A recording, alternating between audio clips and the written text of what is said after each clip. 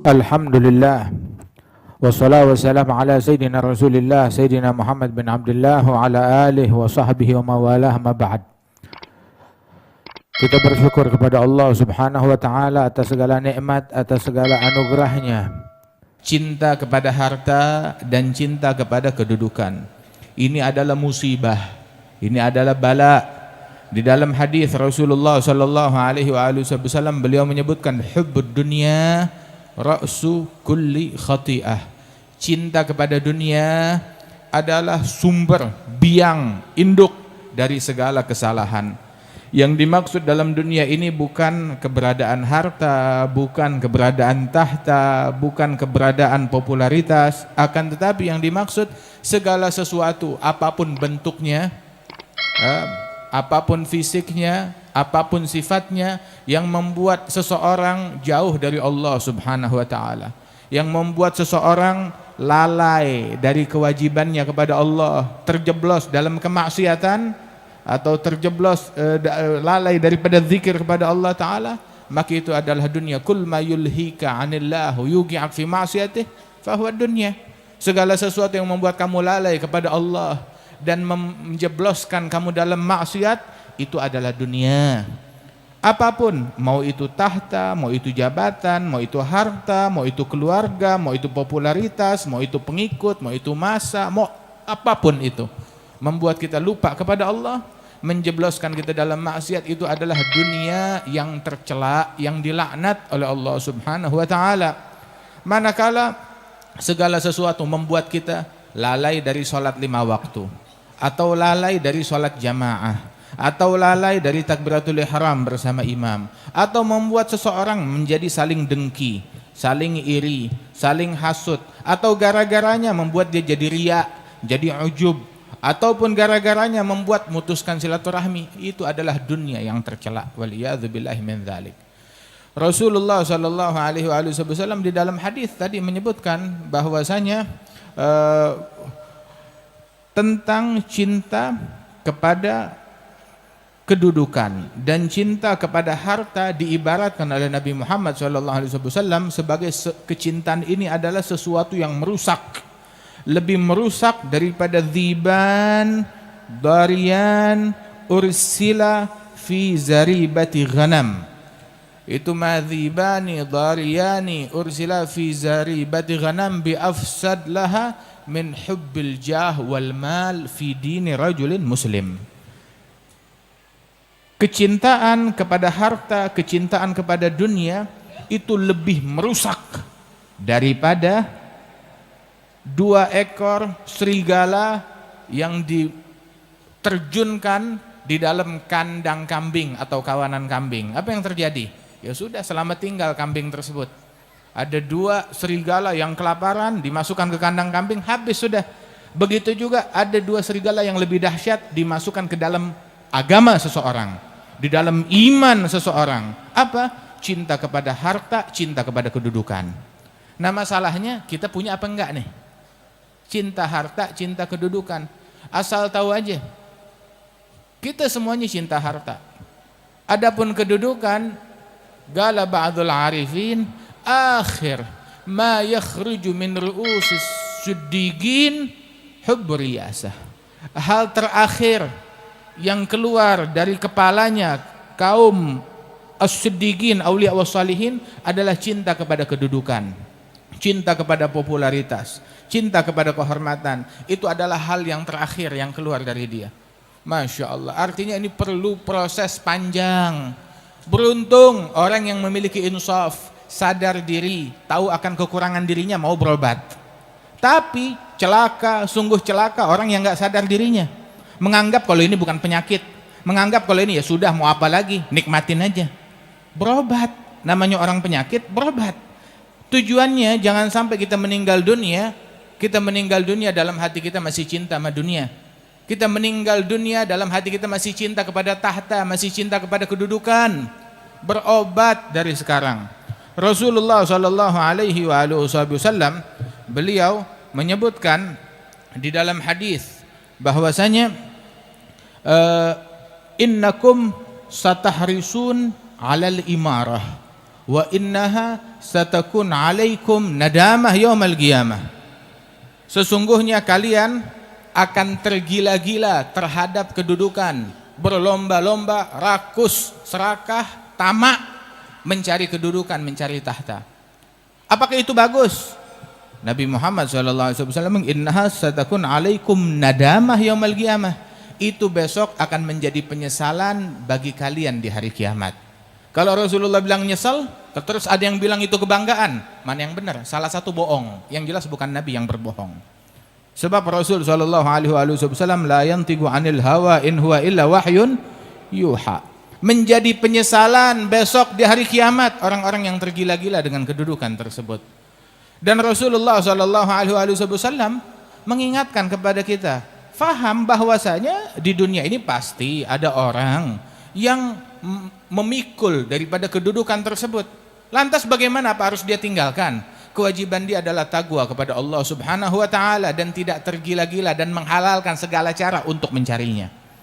Sebab diriwayatkan di dalam hadis, man talabaha wukila 'alaiha. Barang siapa yang mencarinya, mengejar-ngejar tahta dan kedudukan, maka dia bakal dibebankan, diserahkan kepada nafsunya sendiri. Na'udzubillah min dzalik. Wa man tulibalaha u'ina 'alaiha. Barang siapa yang dia dicari oleh kedudukan yang menghampiri dia, kedudukan yang mencari dia, maka dia bakal dibantu untuk menjalankan tugasnya tersebut. Para sahabat Rasul sallallahu alaihi wasallam, mereka ketika menampung daripada jabatan tersebut, mendapatkan kedudukan tersebut, tidak ada satupun yang mengejar-ngejarnya, tetapi mereka yang dituntut untuk duduk di jabatan tersebut, bahkan dengan dipaksa. Sayyidina Umar ibn al-Khattab radhiyallahu anhu, beliau menjadi khalifah ditunjuk oleh Sayyidina Abi Bakar As-Siddiq radhiyallahu anhu wa ardhah. Adapun Sayyidina Uthman bin Affan adalah dari syura, ditunjuk beberapa orang syura, kemudian mereka memilih daripada pemimpin mereka sampai kepada Sayyidina Uthman bin Affan wa Sayyidina Ali bin Abi Thalib. Sayyidina Umar waktu beliau menjadi khalifah, beliau menunjuk beberapa sahabat untuk menjadi pembantunya, menjadi menterinya, menjadi gubernurnya dia. Itu sahabat semuanya menolak. Semuanya menolak. Maka dikumpulkan oleh Sayyidina Umar dan memarahi mereka, wailakum, celaka kalian. Kalian mau selamat sendiri, membiarkan saya hancur binasa? Bantu kita sama-sama, jangan biarkan saya hancur dalam hal ini. Dipaksa oleh Sayyidina Umar ibn al-Khattab radhiyallahu anhu arda, baru mereka mau menerimanya. Waktu itu pun juga pernah ketika Sayyidina Umar ibn al-Khattab dalam keadaan sakaratul maut, ditunjuk orang-orang syura untuk musyawarah siapa di antara mereka ini yang akan menjadi khalifah, Amirul Mukminin setelah Sayyidina Umar bin Al-Khattab. Di antaranya adalah Abdurrahman bin Auf, kemudian Sayyidina Uthman bin Affan, Sayyidina Ali bin Abi Thalib, Talha bin Ubaidillah, dan beberapa sahabat-sahabat yang lain. Maka di situ masukin nama Abdullah bin Umar, putra beliau. Maka Sayyidina Umar bilang apa? Cukup dari keluarga Khattab, saya saja Umar sendiri yang datang besok hari kiamat terbelenggu tangannya. Jangan bawa-bawa yang lain lagi. Wahakadha, mereka memandang itu bukan kemuliaan, bukan kehormatan, tetapi itu adalah beban. Benar yang disabdakan oleh Rasul sallallahu alaihi wasallam, setiap pemimpin besok di hari kiamat datang menghadap kepada Allah Ta'ala, mau dia adil, mau dia enggak adil, pokoknya dia pemimpin pejabat, datang menghadap Allah hari kiamat dengan dirantai, terbelenggu tangannya. Mau dia adil, tidak adil, pokoknya datang hari kiamat dirantai, tangannya terbelenggu. Maka dikatakan bahwasanya fakkahu adluh au bagahu jauruh. Yang akan melepaskan dia dari rantai tersebut adalah keadilannya dia. Kalau dia nggak adil, berikut rantai-rantainya masuk ke dalam api neraka. Yang penting datang hari kiamat dirantai dulu dalam keadaan terbelenggu. Waliyadzubillah min dzalik. Sungguh orang yang berakal, mereka akan berhati-hati untuk menjebloskan dirinya dalam hal yang semacam ini.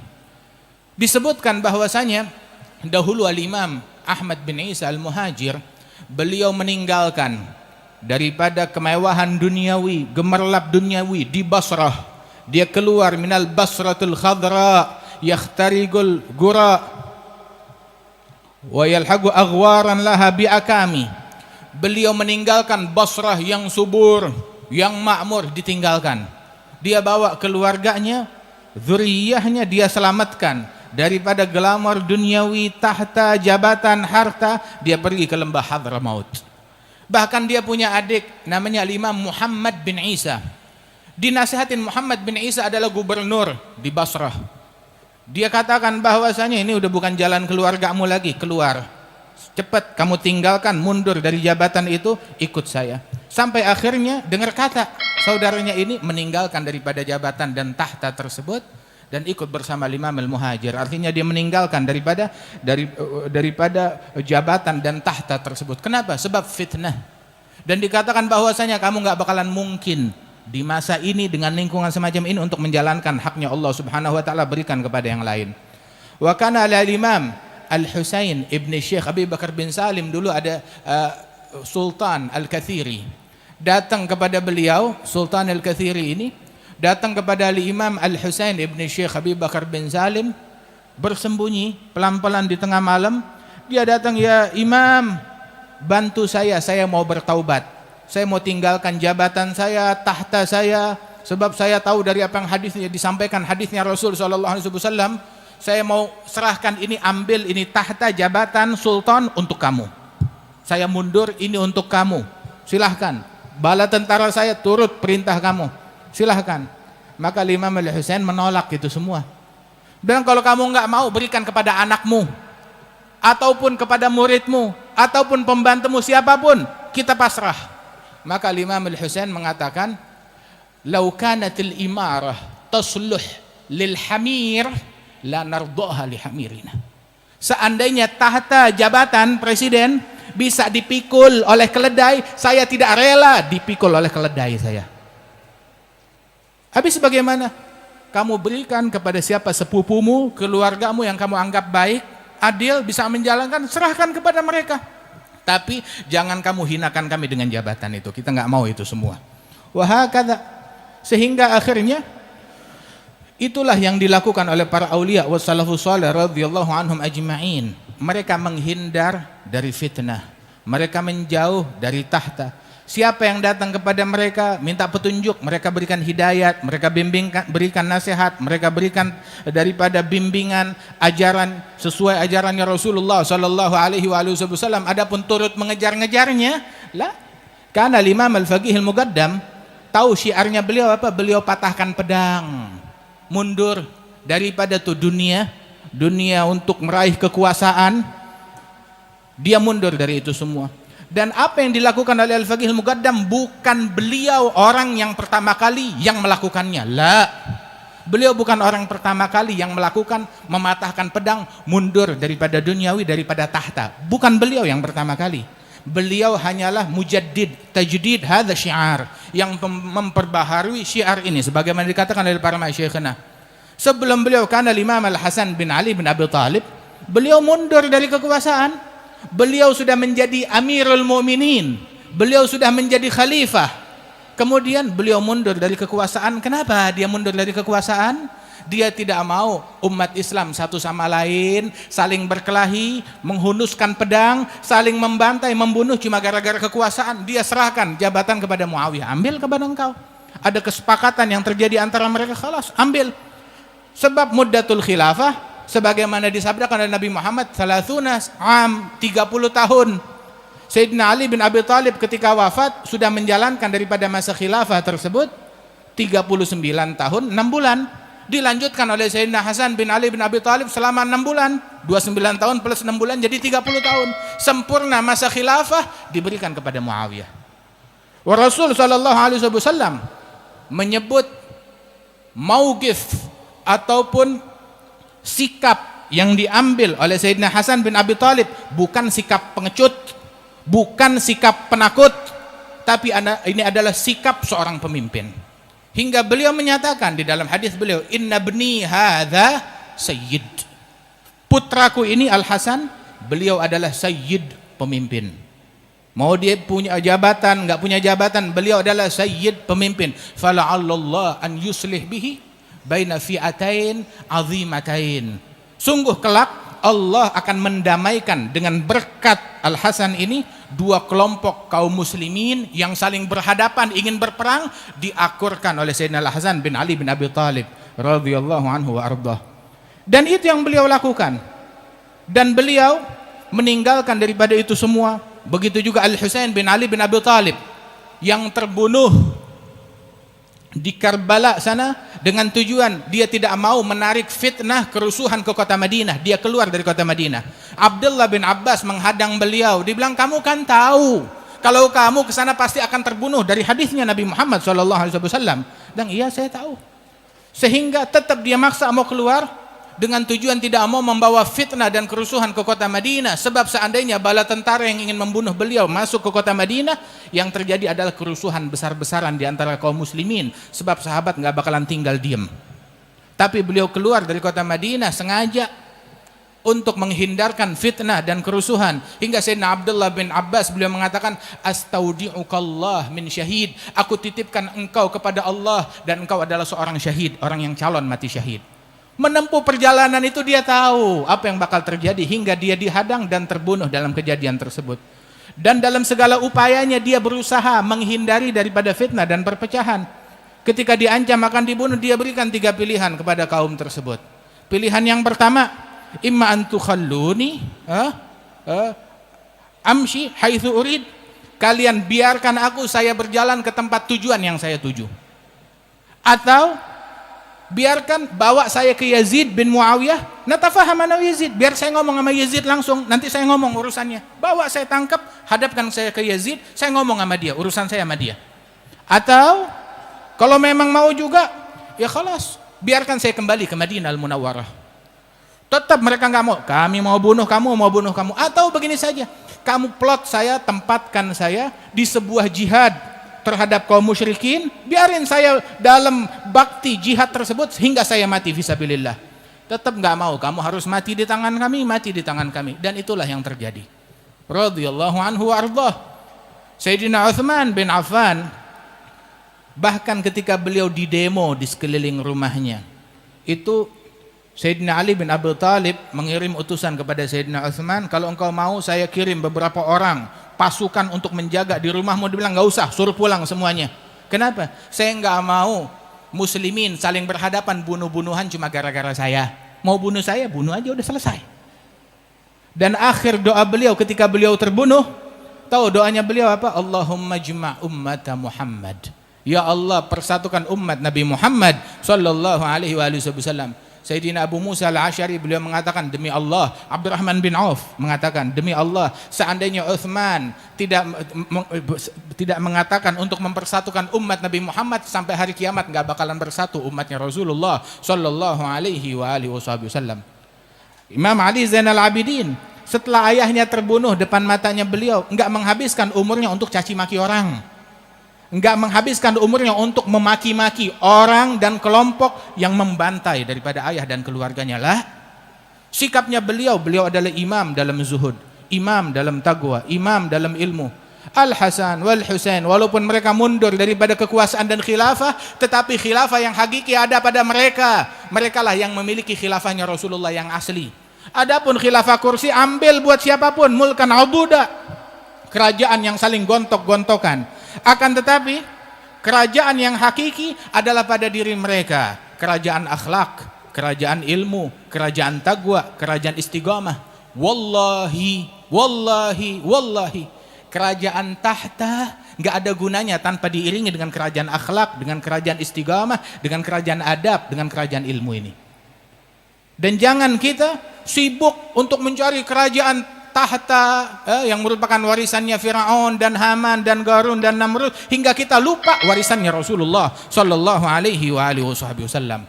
Ini adalah warisannya Nabi Muhammad, akhlaknya Nabi, perangainya Nabi, sifatnya Rasul sallallahu alaihi wasallam yang memanggil kita.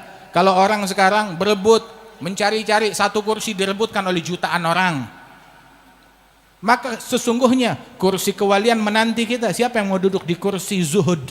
Siapa yang mau duduk di kursi wara? Siapa yang mau duduk di kursi tawakkul 'ala Allah? Siapa yang mau duduk di kursi yaqin? Wa man lazim ma umir bihi minal amal wal yaqin nal. Kata Sayyidina Al-Adni, hulul jannati unsihi wa yajtani thamratal wisal. Hadza ulumun muhaqqaqah rijaluha ni'am min rijal yaqinuhum la irtiyaba fihi wa hadyuhum laysa bihi dalal fal iqtida thumma al ihtida wal istifa hal fawqa hal. Itu yang mereka kejar. Hingga akan al-Imam Syekh Habib Bakar bin Salim, beliau mengatakan dalam makna ucapannya, nahnul muluk hakikatan la ghairana wallah la malka siwana yujadu. Kami pada hakikatnya kami adalah raja-raja yang hakiki, raja dalam akhlak, raja dalam ilmu, raja dalam tawadhu. Kan Sayyidina Al-Habib Ahmad bin Abdurrahman As-Saggaf, abahnya Al-Habib Abdul Qadir bin Ahmad, itu ketika dia ada sedikit permasalahan dengan sultan, sampai dia berkata kepada sultan, "Syekh ya sultan, naz'ak min mulkak ashal indi min naz'i li kufiyati." Sungguh melengsarkan engkau dari kursimu lebih mudah bagiku daripada aku mencabut kofiahku ini. Gampang. Ada kan di zaman dahulu itu, zamannya Sadatina Al-Ba'alwi, Imam Syekh Abdullah Ba'alwi wa ghairuhum, itu pernah di masa mereka itu terjadi kezaliman yang dilakukan oleh pejabat setempat. Maka hadzal Habib dia bilang kepada orang yang ngadu itu, bilang suruh balikin, jangan bikin zalim. Tetap dia mau bikin zalim. Ingatkan lagi sampai 2-3 kali, tetap. Begitu masuk ke Masjid Ba'alwi ini Habib, dia takbir di 4 sisi, 4 kali takbir. Dalam 1 minggu 7 jenazah digotong dari rumahnya sultan. Nah, ayo mau taubat, wa illa jenazah kamu besok yang keluar. Waliyadzubillahi min dzalik. Karenanya itu saudara-saudara sekalian yang taat kepada Allah Subhanahu wa taala, Allah taala jadikan dunia di bawah telapak kakinya dia. Akan tetapi barang siapa yang lupa, yang tidak memprioritaskan Allah Subhanahu wa taala, dia mengekor. Dia ngebuntut, berlari di belakangnya dunia. Waliyadzubillah min dzalik. Kita menginginkan pemimpin yang baik, yang taqwa kepada Allah Subhanahu wa taala, jadilah kita orang yang taqwa. Rasul menyatakan di dalam hadis bahwasanya wulatukum amalukum kama takunun yuwalla alaikum. Pemimpin kalian adalah sesuai amalan kalian. Sebagaimana keadaan kalian, begitulah keadaan pemimpin kalian. Kalau kitanya gemar mendengki, dapat yang dengki juga. Kitanya gila dunia, gila harta, menghalalkan segala cara, dapat pemimpin yang begitu juga.